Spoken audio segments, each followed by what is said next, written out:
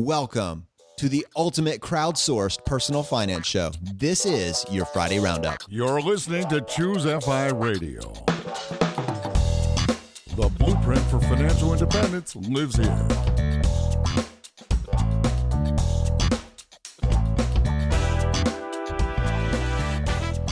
If you're looking to unlock the secrets to financial independence and early retirement, you're in the right place. Stay tuned and join a community of like-minded people who are getting off the hamster wheel and taking control of their lives in the pursuit of financial independence. Choose FI, your home for financial independence online.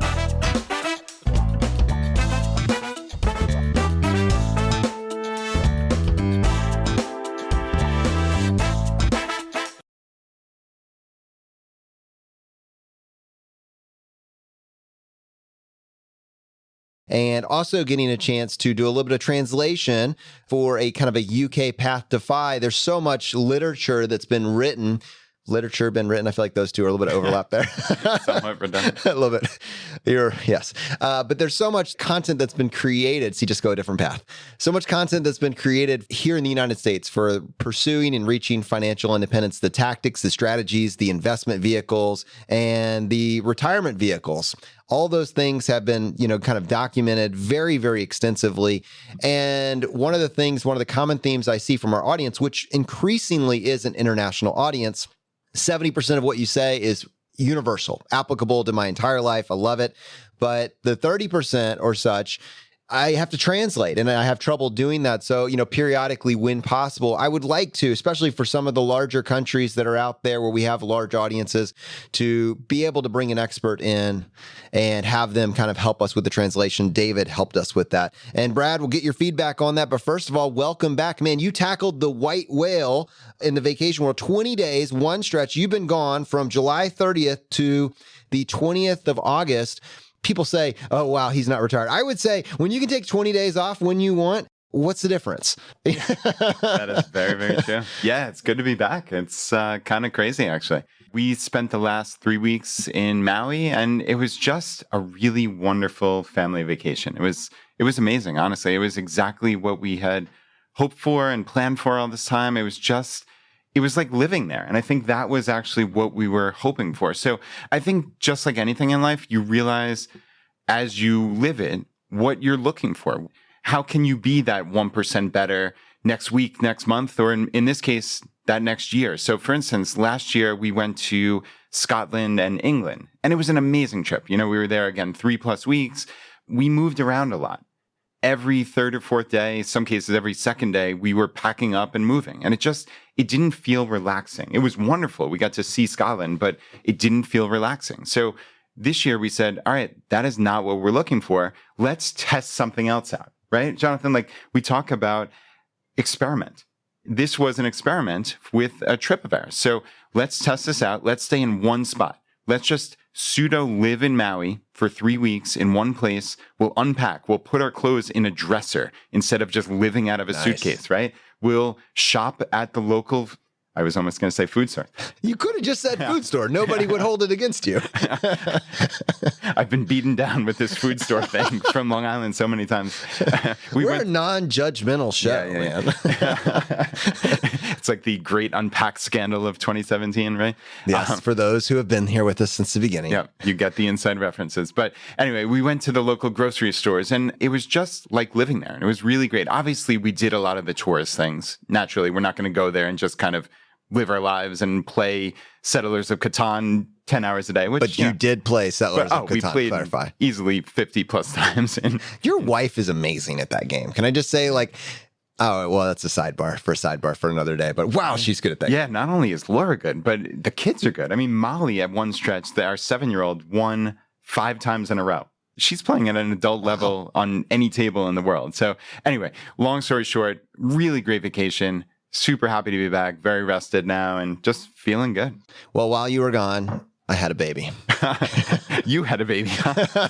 We had a baby. My wife and I welcomed a little baby girl into this world. Her name is Reese. She was 7 pounds, 14 ounces, 20 inches long. She's gorgeous, man. Nice. And that reference, how did I ever have time for like a 9 to 5, really starts to have some clarity when you're welcoming a second child into the world. Yeah. Well, congratulations. Obviously, we were looking at our messages every single morning, Laura and I, like, is the baby coming today? Is the baby coming today? I was, just thrilled to see that picture. So yeah, huge congratulations. I just met her a couple minutes ago and she's adorable. She's and gorgeous. Yeah, just obviously life will change. It's not a linear thing when you get the second baby in the house, but it's fun.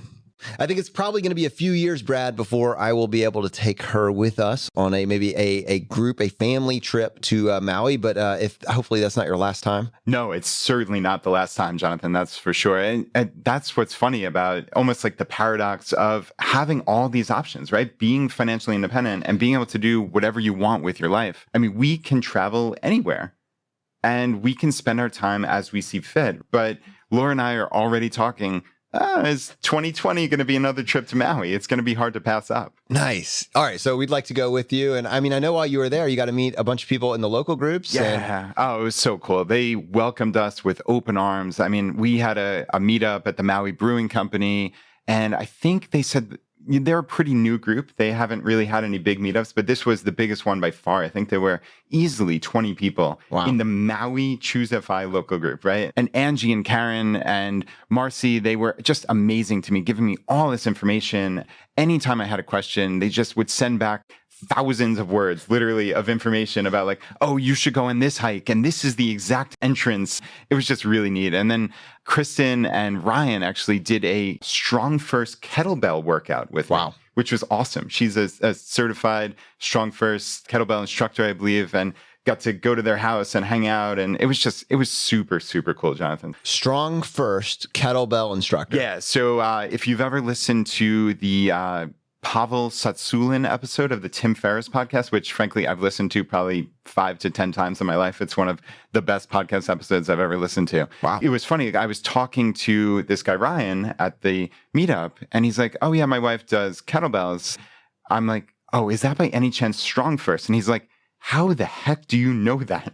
I'm like, well, I've listened to this one episode with Pavel 5 to 10 times. He's like, that is exactly what we do. And he's like, not only do we train this, but Kristen's an instructor and we do this 3 to 5 times a week in our garage. We'd love to have you. So come on over. And it was just really super, super cool. So speaking of working out, I have a home gym that I built. And when we moved to this house, I think one of the hardest parts of moving is like getting your stuff off the floor. So you don't really feel like you've moved it anywhere until your pictures are on the wall. And if you have a garage, which we do, your garage is everything's not just clustered in the middle of the garage. And those are, for someone that is not naturally an organized person, that is like, causes a lot of stress to see it all.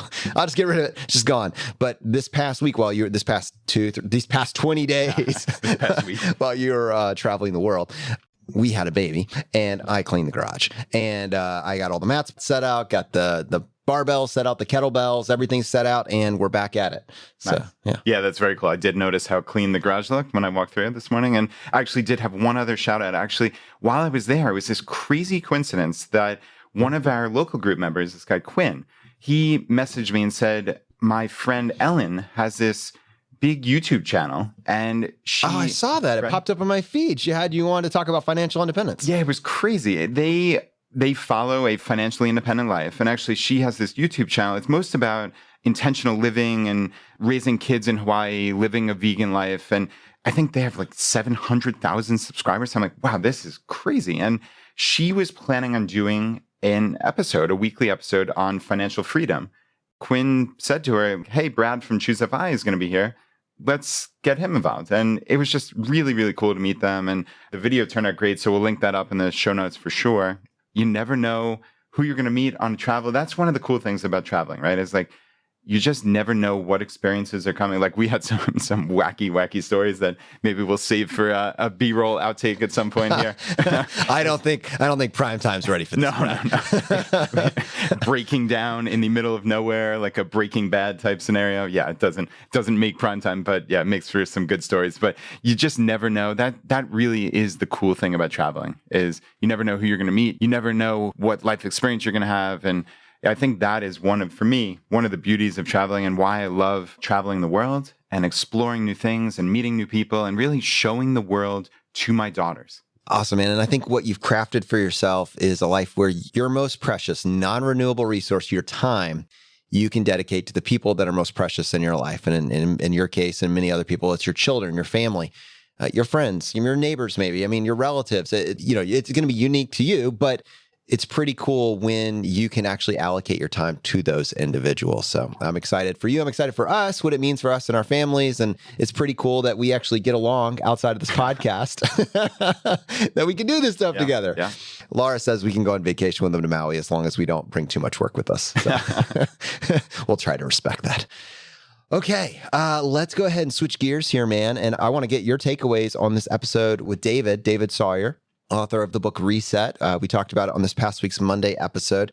There's two places that we're going to go. One is we've pre-recorded kind of a UK Path to Fi type segment. But before we do that, the first half, and really what we talked about on Monday, was this idea of resetting your life. And I think what became obvious to me is there's two different types of people that heard this episode. The individuals that say, well, duh, right? Yes, you need to know how to use computers. Yes, you need to know how to do, et cetera, et cetera. But then other individuals that just can't see the threads and feel like they're increasingly, their particular skill set is increasingly becoming irrelevant, and they're trapped to their lifestyle. So if anything breaks, they don't know what to do next. And so they carry with them, because of that realization, potentially low level, but I would say increasingly high levels of stress, bordering on depression, because you just know the train's going to hit the wall at some point. You don't know when, but you know it's coming. That's who this book was written for. And I think he achieved his goal. I think it provides a roadmap. Yeah, he's certainly talking about digital skills, but he's also talking about a mindset. And I've got a couple quotes that I wanted to read here, talking about the digital skills and how this ties to financial independence. Even when you're safe in your job or you like it, he said, so being dependent on one salary or even two salaries is a risky place to be. The process I'm outlining in my book is all about learning a new set of skills to raise your profile, and those skills are digital skills. Learn those skills and you'll be much more valuable as a potential staffer to another employer. And in addition, you'll be much more valuable in your current job because they'll know they could lose you. I just thought that was awesome, right? Like, you are just a much more valuable person with skills. Take out the digital part. Sure, digital, it could be anything. We could insert any word before skill, but skills, that's the important part here. When you add value, when you're competent, when you exude that competence, right? A lot of this comes from how you carry yourself in the world. If you walk around with your head down thinking you're going to get fired all the time because, oh, something bad is coming, there's some they who's going to put some impact on your life. Well, bad things probably might happen to you. It's not inconceivable. But when you walk around, it's almost like the Office Space thing we're talking about here, which we always joke about, that old movie, Office Space. When you walk around with this level of confidence that simply nobody else has in life, people respect you. And it has to come from this place of knowing yourself and knowing that you do have skills. You are adding value. And frankly, they're lucky to have you, right? You could find another job. You're not beholden to them. So it doesn't mean you're walking around like a jerk or a prima donna. That's not what I'm espousing here at all. I'm just saying, walk around with the confidence of knowing that not only do you have skills, but because you've been following the path to financial independence, you have money in the bank. Your life is not going to fall apart after 90 days if you decided to, you know what? I don't want to work in this job anymore. Ultimately, you have options.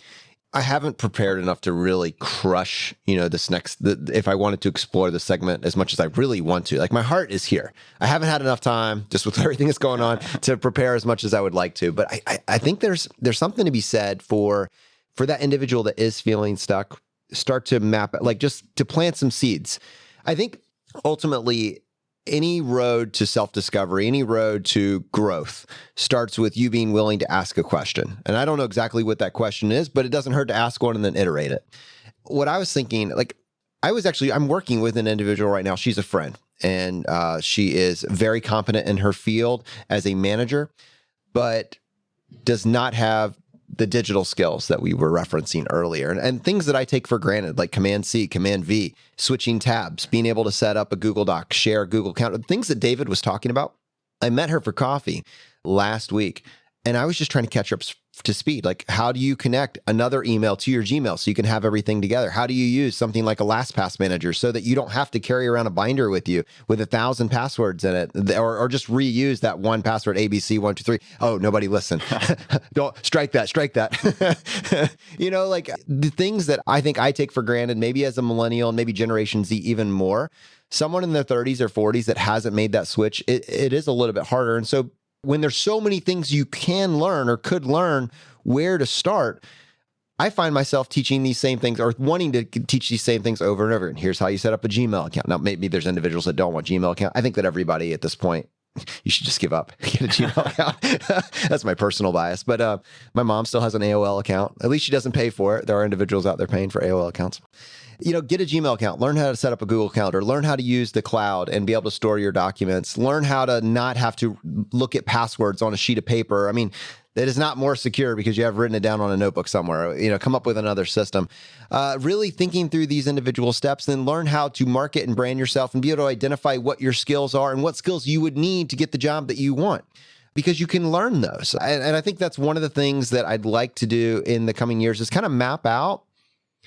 There's an unlimited number of personal situations, but I think there's an 80-20 that if you can get yourself onto this on-ramp for personal growth, you can get yourself to a better place. You can get yourself a job that pays more than the minimum wage or $15 an hour, $20 an hour. You can get a job if you start asking these types of questions. Now, if you start developing the skills that are in demand, you can get a job that pays multiples of whatever it is that you're making now. It's possible.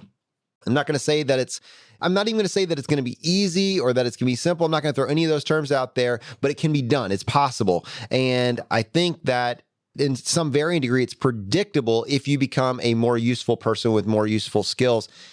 I would like to dedicate some resources and some episodes to that over the next year. Maybe we can find individuals that help us figure out who are these individuals? Like, what is the situation that they find themselves in, that they find stuck? Find someone that is maybe 2 or 3 steps ahead of that figured out how to get out of that rut, what it is that they did, and then bring that back and see if there's a way that you can inspire others with that information. I think it's going to be valuable. Yeah, I think that's cool. And just kind of talking about specific actionable items, right? That's what we're all about here at Choosify. You mentioned 80-20. So while you were talking, I'm thinking of what are the handful of things? And I came up with 4 that really have changed the game for me, not only in my professional life, but really probably more so in my personal life. So if you don't mind, Jonathan, I'm going to talk about these 4 real quick. And I'd love to Didn't know that was coming, but yes, no. Super excited. No. Yeah. So I think in my professional life, the biggest one is Microsoft Excel. If you know Excel, and if you really know it, and I'm not at this level where I'm a master with pivot tables and all this kind of stuff, but if you just know the rudimentary aspects of Excel and you can do significant formulas, you can make them look nice. Honestly, you can present data in an efficient manner. People need that. I know we actually, in my old accounting firm, we actually hired somebody to help us redo this behemoth of a spreadsheet that we had. And I forget what the guy got paid, but it was something on the tune of $100 an hour. That was $100 an hour because he knew Excel and the database software Access. That was it. And it was this incredible job for him, right? We needed it. It was huge for us. And this guy was just a local guy. He wasn't from some national firm. He was just a local guy that we Googled. He got paid, again, I'm not sure precisely, but it was somewhere around $100 an hour. So I know for me personally, just knowing Excel, I've created all the financial statements for my little small businesses in Excel. I don't use QuickBooks personally. I just use these Excel documents and I love them. I think they're really, really convenient. So again, for me, Excel is without question the number one. And I guess personally, we've talked about these a few times, so I won't go into them at length. But the 3 game changers for me have been Google Calendar and using a shared Google Calendar with my wife. As simple as this probably seems to many of you, it's one of those kind of aha moments for me and Laura that we know now what's going on in our lives. And, especially with Choose FI and all the things we have going on with this, it helps her to see at a glance, oh, Brad's busy that day. Let's not schedule X, Y, and Z. Something like that has been a game changer. Todoist, obviously, I've mentioned probably 500 times on the podcast.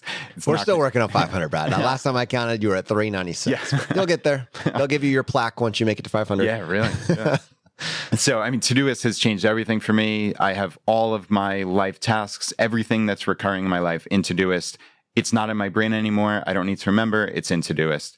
And then the third one is LastPass, as Jonathan just mentioned. I don't need to reuse the same pathetic password anymore. I don't need to write them down. They're just in LastPass and everything's there. So what was the old pathetic password? Oh. No, you probably still use it somewhere. Yeah, this is my litmus test.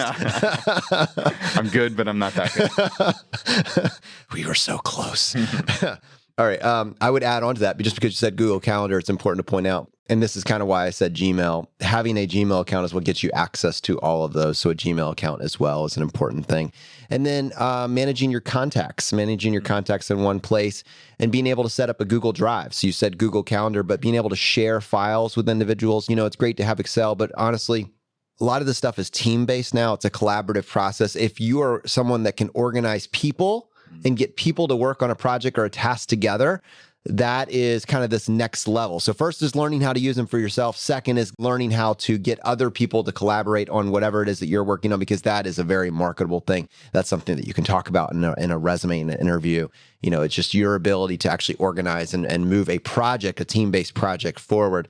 And notice that all of that stuff, if you learn that skill, that can be done remotely. So increasingly, as you get this skill set, one of the benefits that we talk about of being, I guess you could say early retired, but specifically, financially independent, where you've designed a life that you can get excited about, is probably a piece of that is going to be location independence, which is why I think that when you hear the word gig economy thrown out there, kind of has a negative connotation to it. And Nick True was talking about this a couple episodes back, where it's change, and change is sometimes scary, but it's coming either way. So how you react to that change is really going to be more important than whether or not the change happens.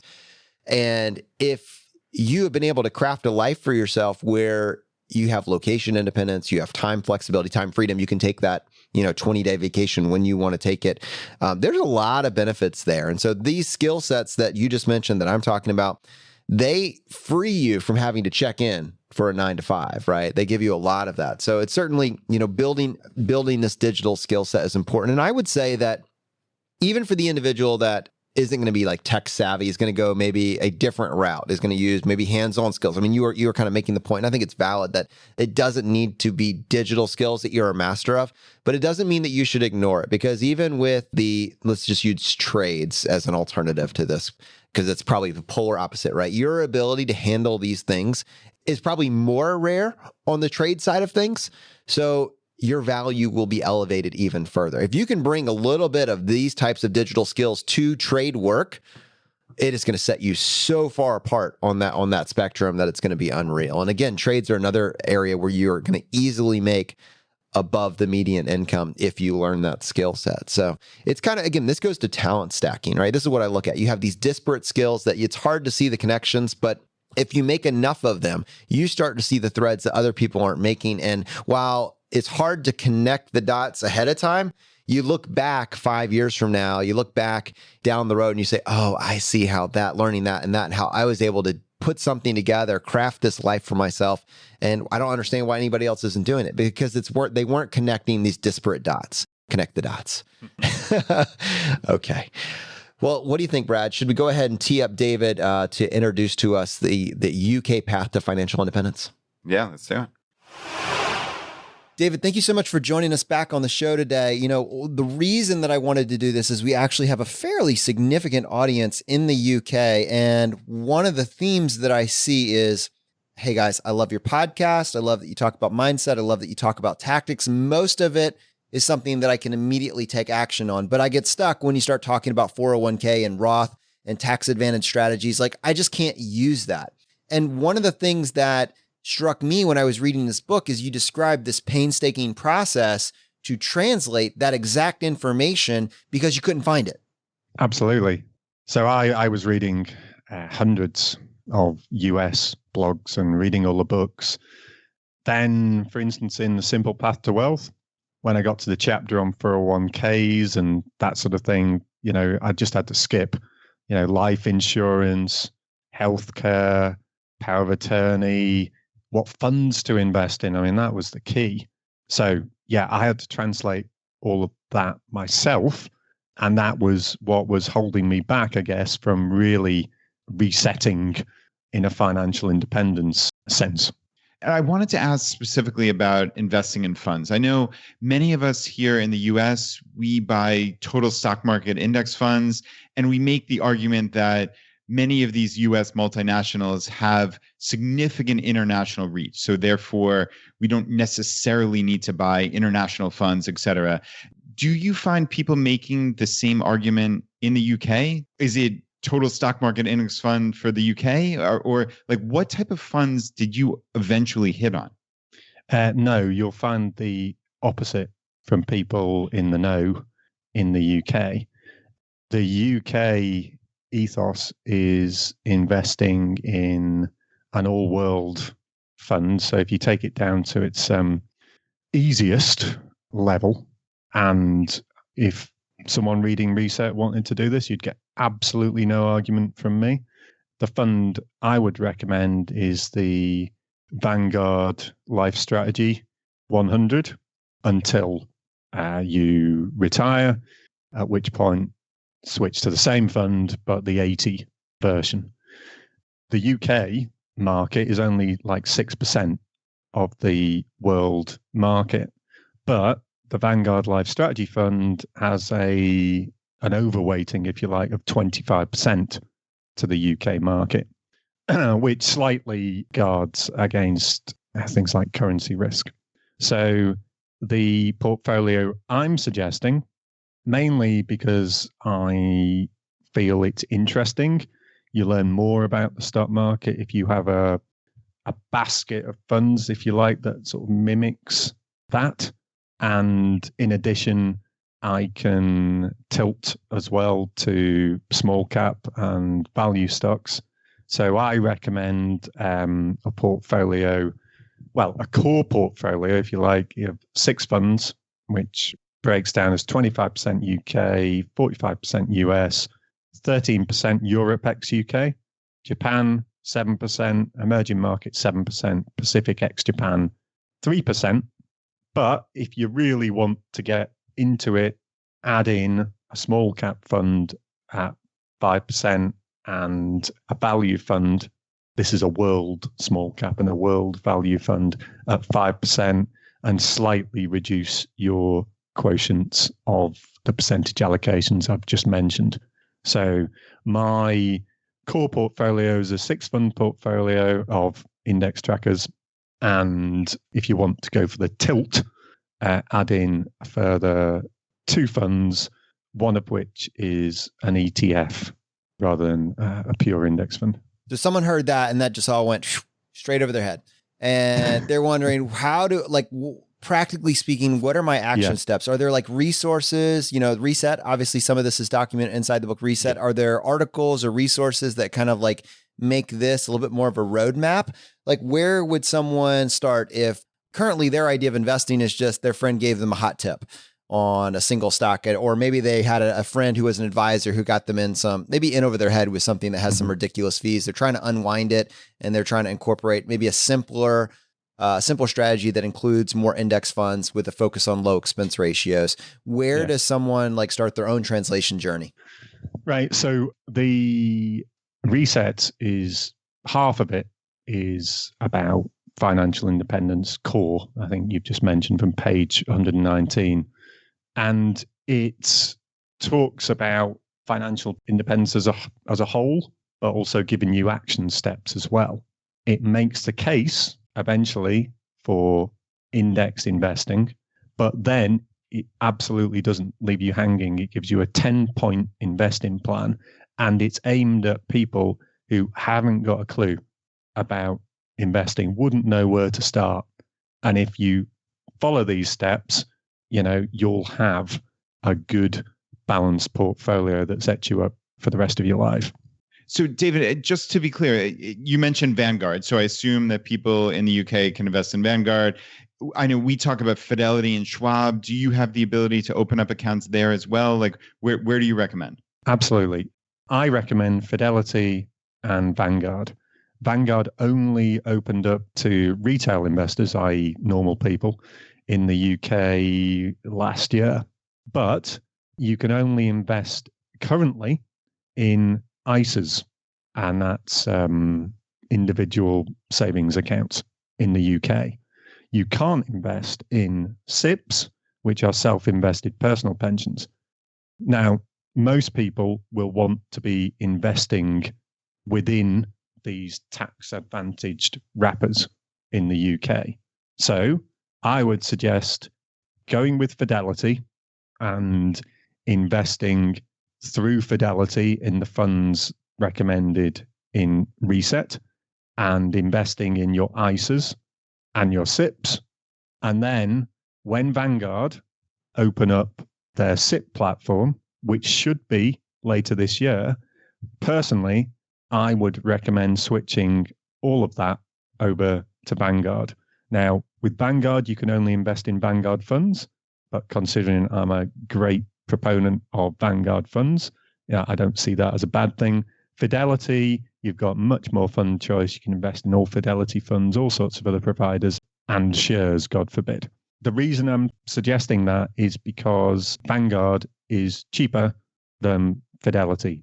Depending on your portfolio, you're saving, I don't know, anything between 0.10 and 0.2%, which over time, especially on a SIP, on a pension, is going to be quite significant. The other point I wanted to cover is a tax advantage strategy. So maxing out your tax advantage vehicles. And I think this is the kind of a point of contention for people that are trying to translate this. You guys are talking about when to use 401ks and HSAs and Roth IRAs, and like that doesn't help me. So with the vehicles that I have available to me, what is the, financial independence strategy for someone that is trying to take advantage of these tax advantage vehicles? Is there an obvious play here? Yeah, it depends if you need access to your money. So in the UK, you can invest in all sorts of things, but the main tax advantaged accounts would be ISAs and SIPs.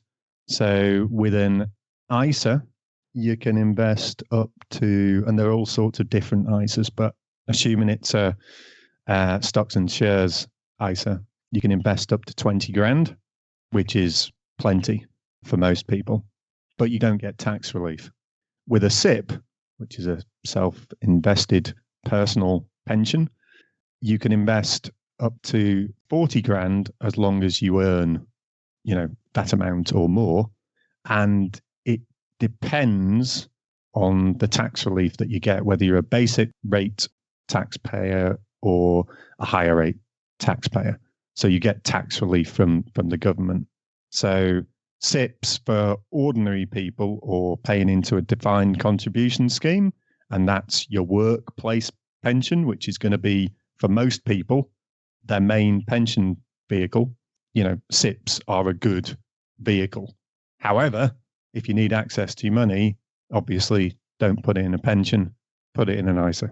Okay, so that's the big distinction, because it sounds to my ears that SIPs would make more sense, right? There's a significantly higher limit and there might be some tax relief, but you're saying with the ISA, you could potentially access the money significantly sooner. So that is the big distinction that someone has to consider? You can get at the money anytime in an ISA. Okay. With a pension, it depends when you were born, but you can get at the pension when you're 55, or if you were born after 1972, 57. And you can take, this is in the UK, not the rest of Europe, you can take 25% of that tax-free. So pensions in the UK went through a lot of reforms in 2015, which I mention in the book. Yeah, tell us a little bit about that, because you're saying that was all positive for the investor. Yeah, there's a lot to it, but the thing that was revelatory for me was you used to have to, because they want, the government wanted to protect you, didn't want you having access and the freedom to do what you wanted with your money because you might blow it on a sports car or whatever. I think that was the thinking. You had to purchase an annuity, which gave you an income for life. And that could, you still get annuities, and that can work very well if you're going to live to the ripe old age of 100. But say you've not made the best life choices, or you've been unlucky, or whatever, and your life expectancy isn't that huge. It's it's not great. So it really made, in my mind, your money your own and gave control to you of your retirement planning. So I think it was a huge suite of reforms that the Chancellor brought in back then, and it's really changed the game for people in the UK planning for their retirement. One of the things I'd like to do, David, since you've been willing to be so generous with your time, is just walk through a case study of how this might look just for an average, couple or even an individual. And I know you did so many awesome case studies in your book. I was just wondering if you could extract one for us and see if we could just kind of add some flavor to this UK path to FI, what it might look like for an individual. Yeah. So the Agarwals, who are both aged 50, their current stash, to borrow a term, is 200 grand. They're managing to save 2 grand a month, including the government top up on their pensions. And they're doing that intentionally with a view to retirement, early retirement. By early retirement, I'm talking sometime before the age of 65, which I know isn't everyone's definition of early retirement.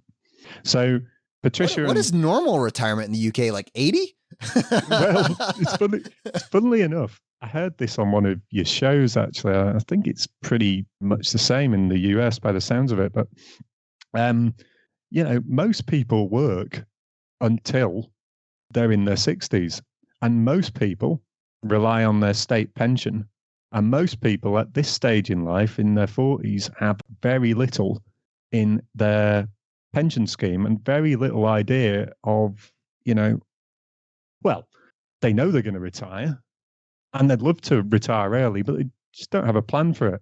And without getting a plan and keeping on their spending levels and not saving and not investing, they are going to be retiring when they're 65 or 67, which is the state pension age now. All right, so let's look at early retirement in the UK then. Has to be said, most people in the FIRE community would not be looking at pre-67 as early retirement. I think it'd be 50s at the latest.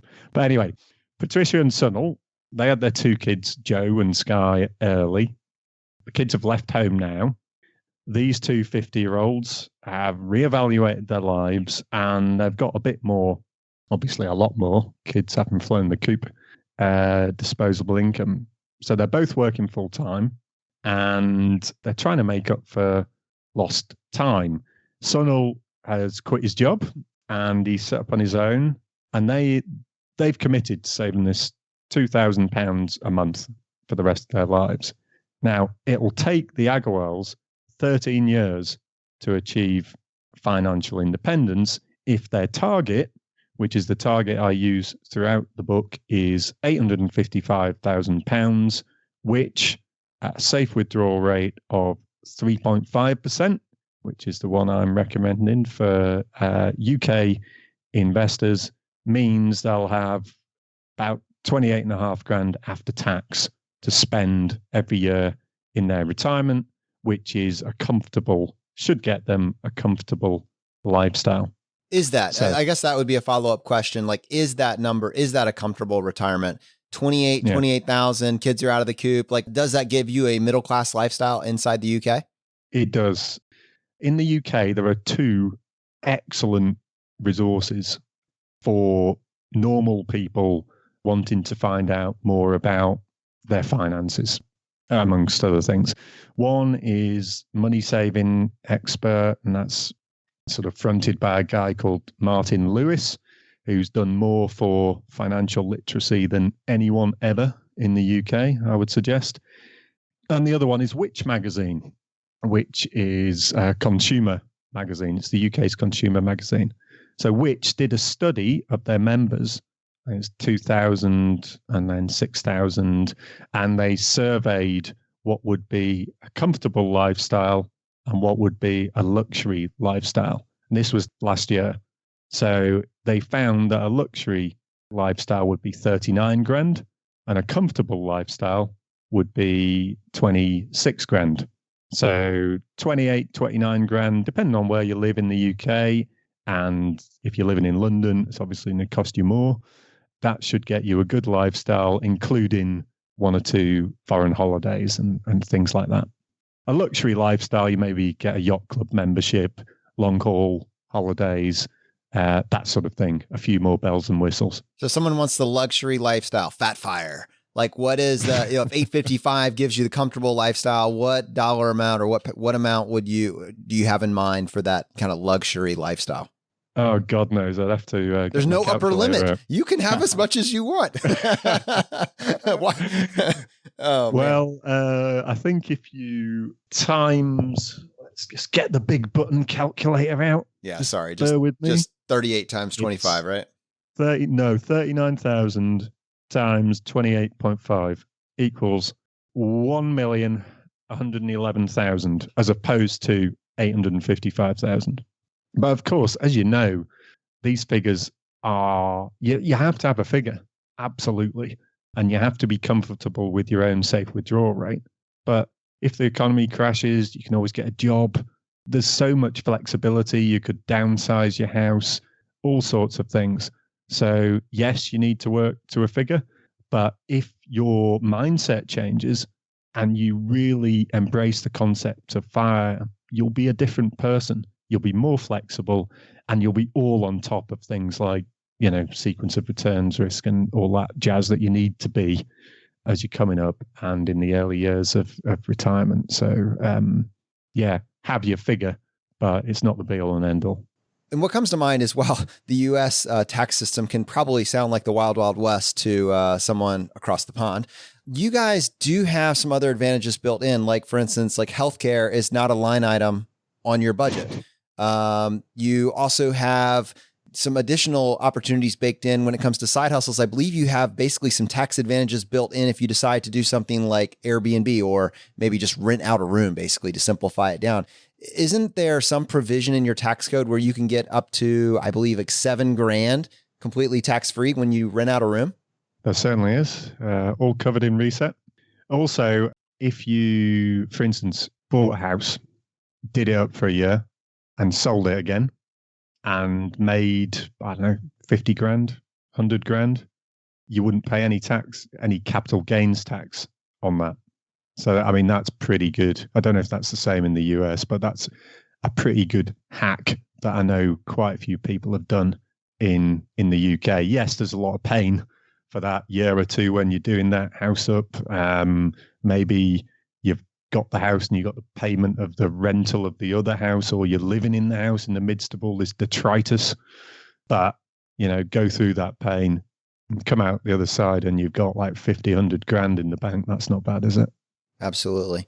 David, to our audience in the UK, they want to find more information. They want to basically, you went on this multi-year journey to translate this information. What resources did you find the most valuable, and what would you want to point toward people towards? Right. First of all, US sources, because I think that's really important. Because a lot of the great work is going on in the US. So the bloggers that I'm most connected with were Mr. Money Mustache, Physician on Fire, Mad Fientist, Budgets Are Sexy, J Money, and Millennial Revolution. I really like their writing style. Podcasts, I really liked Freakonomics and Tim Ferriss, not strictly financial independence, but neither's Ryan Holiday, really, but he pops up on the Playing with Fire trailer, which made me laugh, actually, how someone else had seen the connection between what Holiday does and Fire. And then the books. The books are fantastic. So I did like Rich Dad, a well-told story. Simple Path to Wealth was fantastic. Millionaire Next Door, excellent. I loved Jacob Luntfisker's Early Retirement Extreme. And then Your Money or Your Life, obviously. That's especially the concept of life energy. So that was what I did first. I looked at all them and more. And then I translated US fire to UK fire in a sense with Monovator, but I purposefully didn't read any other UK bloggers whilst I was doing the book in the financial independence community, because I wanted to create something original. And if I was reading all this great stuff done in the UK, by the way, I didn't even know it existed, but I would have been swayed by what they were thinking, and I wouldn't have come up with an original work, if you like. Anyway, post-publication, the ones I'd recommend, bloggers, are, in addition to Monovator, The Escape Artist, Indeedably, Young Fi Guy, a guy who styles himself as Ermin, Simple Living in Somerset, very good. Ken at The Humble Penny. And I also like, on the more pure personal finance, Pete Matthew. Books, well, I don't know of any, because as far as I know, and I think there may be one, in the dim and distant past, but certainly mine is the first book to translate the US fire movement to a UK context. But I think it may be the first UK book on fire too. And then to fill in the gaps, as I mentioned, Which and Money Saving Experts, Martin Lewis. Yeah, so they'd be how I would piece together fire in the UK, but also, just to finish up, get involved in some of the Facebook forums that, again, I didn't know existed. So there's some Choose FI ones, but there's also Financial Independence London, which is probably most active one. And I've got to know a few people through that. And if you've got a question, whether you're a newbie or an expert, you can just fire in there, and it's quite an active forum, and you'll get the answer to your question back quite quickly. Very encouraging community. Nice. And I know when I went to London last summer, I actually met up. I think we had about 100 people at least show up to a Choose FI meetup. Yeah, it was really an amazing community.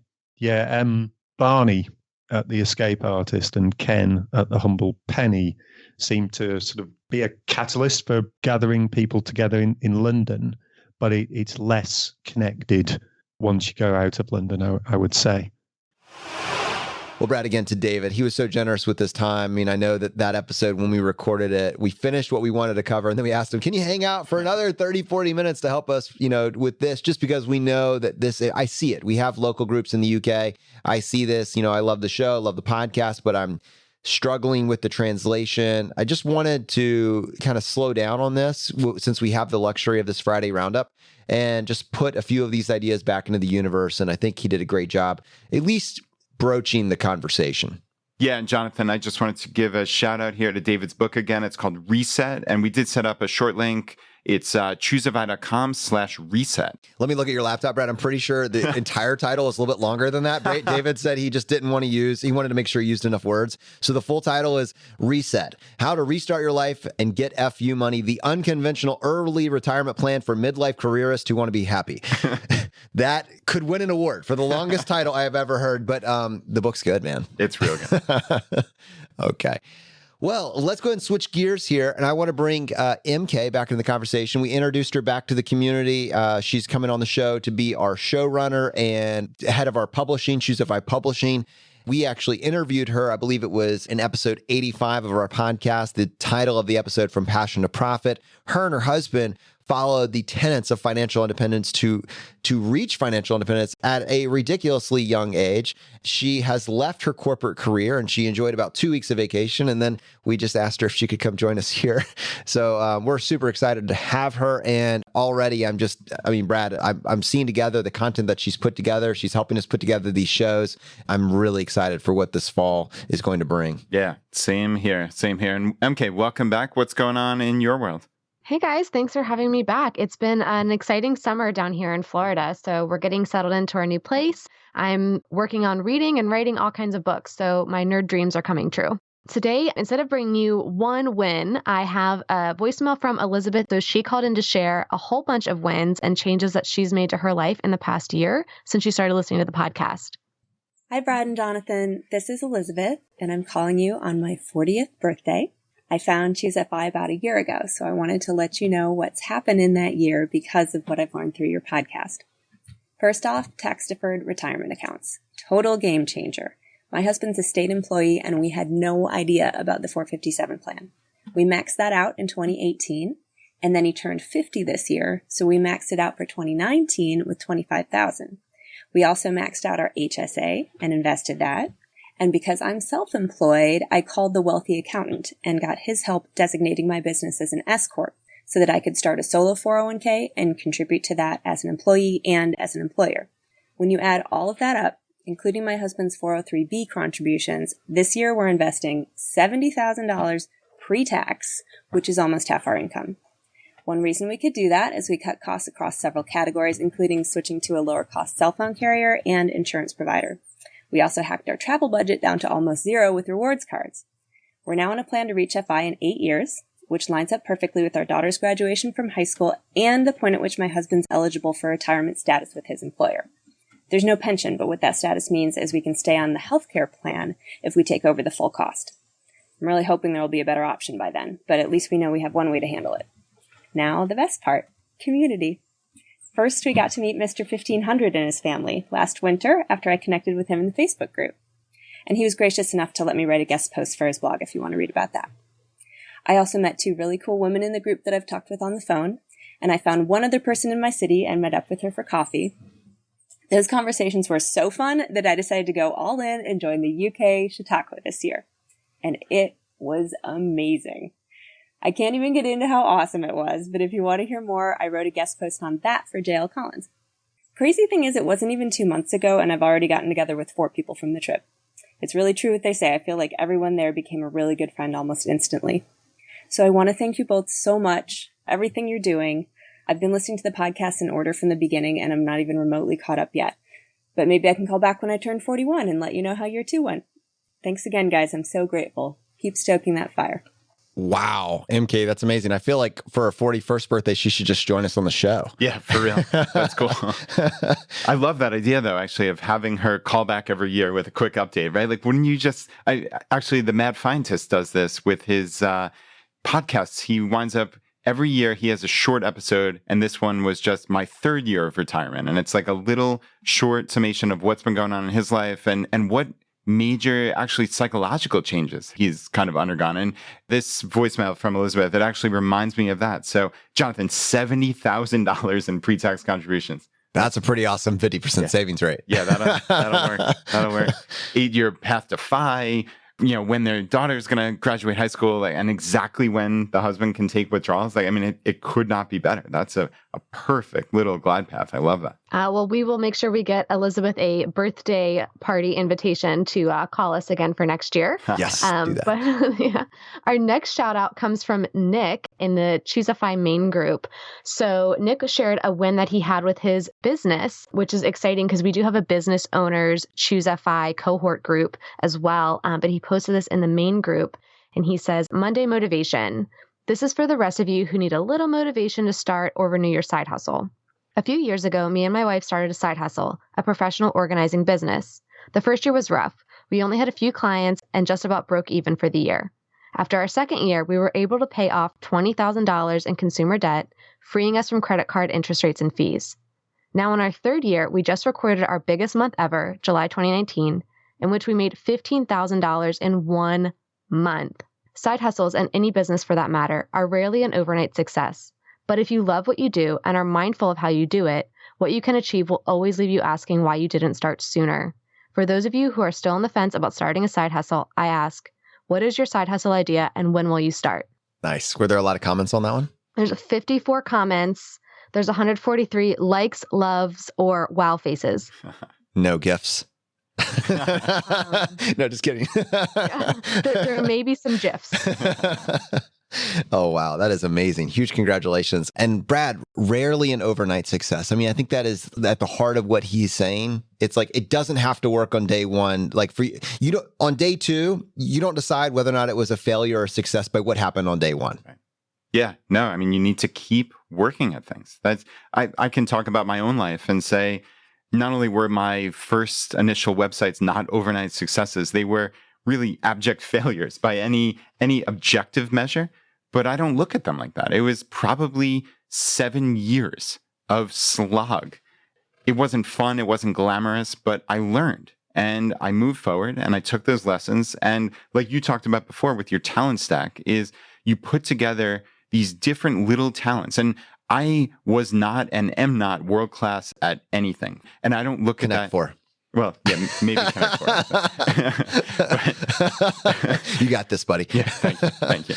But I don't look at that as a negative. I am well above average, probably at a lot of things. And I think by putting those skills together, I was able to carve out what is a successful bunch of small businesses. And also, I mean, frankly, a pretty successful life by looking at what do I get value from? What do I want to do with my time?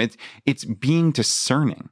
And I think a lot of that comes from that slog, and it comes from learning about yourself. It comes from not giving up. That is a huge aspect of success in life, is just simply not giving up. Nick here and his wife, they broke even that first year. A lot of people would say like, that might not be so great, but to me, that's a big success. If you're not in the hole after the first year of a side hustle and you see the path forward, that's another thing, Jonathan, with my original website, Richmond Savers. It's this tiny, dopey little thing. I was making like a little bit of money every month. That was while working full time, and I could see the path forward. And I think that was the crucial aspect for me, is I had proved it out that it would work for me if I could spend the time and resources that I needed on it. So I proved out that it was a success in my own brain. And I suspect, I don't want to put words in Nick's mouth here, certainly, but I suspect breaking even that first year was that proof that him and his wife needed to know, we've got something here. We have to keep working at it. Yeah, there's a lot there. And I think what's cool about side hustles is everything that you've built, all the work that you put in is still there, and you're building on top of that, right? You've built this foundation. And so if you've got a good foundation, you can improve upon it. And, you know, he was an overnight success, 10 years in the making, right? I mean, I think so many of us look at anybody in any particular field and say, wow, they've got it. But you're seeing the now, you're not seeing the work that they put in behind the scenes. So then the other thing that you said there, Brad, is don't give up. So how do you not give up? Hopefully what we're trying to do with this show is just encourage you not to give up. Don't give up on your financial goals. Don't give up on your creative goals. Don't give up on designing a future that you can get excited about, whether that be tactics, strategies, whether or not it just be encouragement, motivation, and a pat on the back. You know, that's what we're here for you twice a week. You know, that's what we're trying to do with this show. Great. And I know for me, that was the same experience I had with my business. So it's so great to share that Nick's seeing this too. He's trying to motivate others. And I think that's the wonderful part of this community that we're building. So speaking of our community, we have some really great updates from our local groups. We have 2 new local groups, South Denver and Klamath Falls, Oregon. So welcome to the Choosify community, guys. And so our Choosify Los Angeles group, they will still have their regular meetings, but they're going to start organizing a blogging mastermind group to meet with the intent of making it a monthly event. So their first meeting is going to be on August 27th. So if you're in LA, you're part of the local group, or you're thinking of joining the local group and you want to know more about blogging, and just like Nick did, starting out for that overnight success in 10 years with blogging, check that out. Awesome. And that actually ties to what David was talking about as well in this past week's episode. I mean, one of the ways to really hone and sharpen those digital skills is through the gauntlet of starting a blog. No, that's very true. And yeah, David said he thinks that starting a blog is a great entry point to prove that you have a skill set. I mean, frankly, it doesn't have to be a blog. I think in this case, it really is the easiest way to get started. I mean, David said his email newsletter and his blog gave him the confidence to write the book, because he was able to experiment, right? He was able to find his voice. And he said that voice is not applicable for everybody, right? He talked about finding his particular audience, and he honed in on it. And I thought that was the cool part of it. Yeah. And actually, he used different verbiage for something that I've said in the past. Take a perceived weakness and reframe it, if not as a strength, as an opportunity. So what's a perceived weakness? Well, nobody knows who I am. Nobody's reading my content. How did he reframe that? What a perfect opportunity for you to hone your craft. When nobody is listening, you can't get anybody to read it. You can learn how to write. You can learn how to structure your website. And then by the time that people do find you, you have a little bit of confidence about you. You have a little bit of practice. You've done this before. You're building your skill set. So there's a lot of good stuff there. Yeah. And Jonathan, since we mentioned the local groups here a number of times, and MK mentioned the Choosify cohort group, Anybody who wants to join their Choosify local group, just head to choosify.com/local, and it'll take you to the list of 200 plus Choosify local groups around the world. All right. Now, I know one of the things we wanted to mention in this episode was FinCon, Brad. We got FinCon coming up in September, and it's an event that we talk about a lot and we get very excited about. It is a conference for people that are talking about personal finance and their chosen media, whether it be YouTube or podcast or blogs, websites, etc. People from all over the world come to this event every year. And I would say increasingly, it's kind of like something that we map our calendar around because we get that much value out of it. MK, we made some plans this time around for our community because so many people from our community are actually going to be at this conference with us. Yes, so there's going to be a few events going on. On Sunday, September 8th, there will be a local meetup with the Choosify DC group, so look out for details on that. But during FinCon on September 6th, we're really excited to announce that we're going to be hosting a fundraiser. Afford Anything and Choosify are two of the biggest podcasts in the FIRE movement, and they're actually joining together to throw an epic VIP fundraiser for the 501c3 nonprofit Choosify International Foundation. We'll be talking more about the foundation soon, but just know that this is a foundation that spreads the message of financial independence to new communities. So the emphasis is on K through 12 financial education and military financial outreach. You'll receive a limited edition commemorative t-shirt, and you'll get to strut the red carpet and take photos with Paula, Brad, and Jonathan. So this is going to be a great event to go to. It goes for a great cause. So tickets are extremely limited. And I know Paula mentioned this on her podcast earlier in the week too. So we are expecting that these will sell out. So go to choosify.com/party or affordanything.com/party and get your tickets today to this event on Friday, September 6th. That's going to be a lot of fun. Brad, have you ever strutted the red carpet before? I don't think I've ever strutted in my entire life. Yes, you have. I've seen it. It's phenomenal. No, but seriously, like this is about the Choosify International Foundation. We're going to be talking about this in a couple weeks, so you'll definitely get all the details there. But we feel like the universe, for whatever reason, has handed us an opportunity to make a lasting impact, potentially to transform, the reach of financial literacy for the next generation, and hopefully to some varying degree for this generation as well. The Choosify podcast reaches people that listen to podcasts, which is a very self-limiting population. But if you want to reach people that need this the most, the underserved, you're going to need to do that in a different capacity. And I think that is what this foundation is all about.